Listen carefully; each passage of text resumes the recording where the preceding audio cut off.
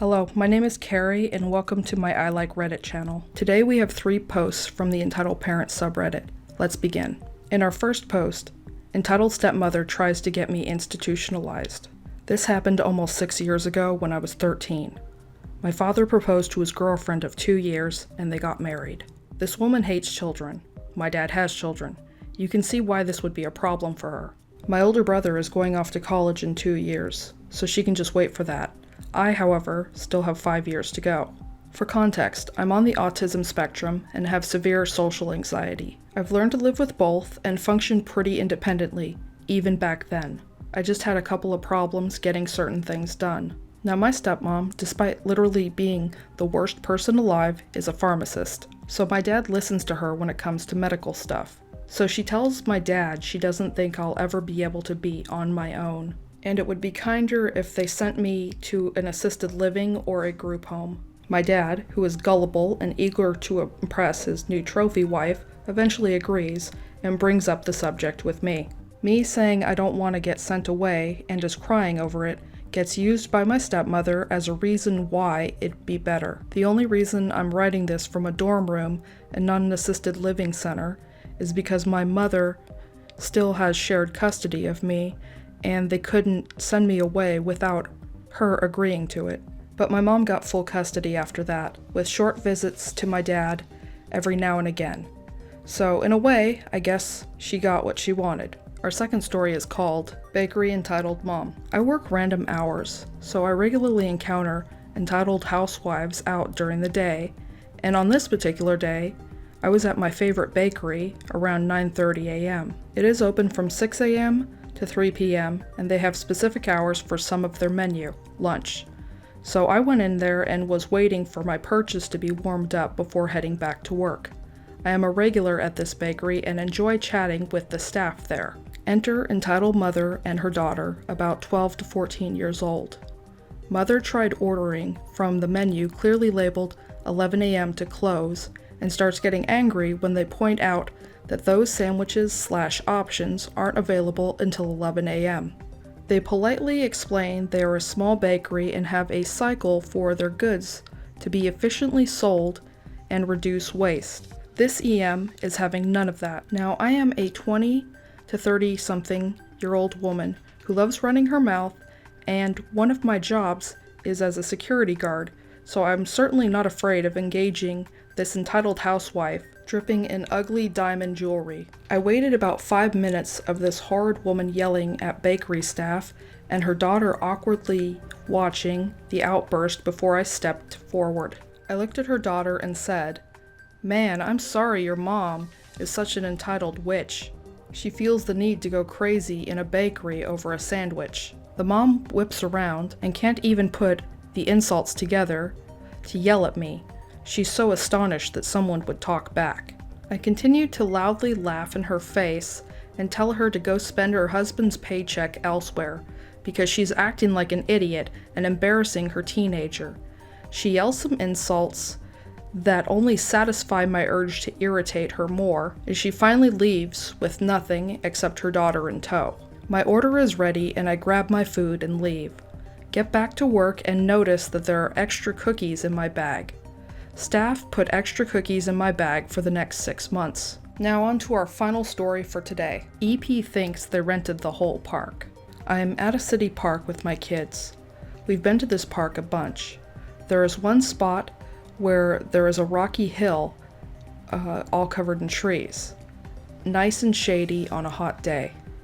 There is a playground and a pavilion at the top of the hill. We get up there and I immediately notice loud noises and having to step over cables and extension cords. Someone rented the pavilion and set up not 1, but 3 bounce houses around it. Great. So I have to give the disappointing news to my kids that even though they are surrounded by bounce houses, they cannot play in them since this is a private party. But they are free to go and hit the playground. Everyone is cool. I sit on a bench as my kids go to town on a fake pirate ship when I hear, "Hey!" That's when entitled dad, doing his best to imitate the situation from the Jersey Shore, walks up to me to inform me that the playground is closed for a private party. I look at him and inform him that the public park does not close for private parties, and it sounds like he rented the pavilion nearby, which is fine, but it doesn't give him exclusive use of the neighboring playground. He storms off and returns with the rental agreement and shoves it in my face, telling me to get my kids and leave. Right, so the rental agreement is very clearly for the pavilion, all for a grand sum of $35 for 4 hours. How could any sensible adult think that $35 granted you exclusive use of a public playground? Moreover, why is it so important to have exclusive use of a public playground? I again point out to him that he rented the pavilion, not the park. My kids won't go in his bounce houses, and they won't go in his pavilion. But the playground is fair game for everyone. He begins hurling threats, and I'm weighing just taking my kids and leaving to avoid this jerk. Then I decide I need to take a stand on principle. So I tell him to go away and proceed to use my phone to find the phone number for the park office. Our county staffs our parks. During the summer months, they employ park rangers to have peace officer authority. I call the park ranger and tell him there is trouble up near the shady playground and they need to come right away.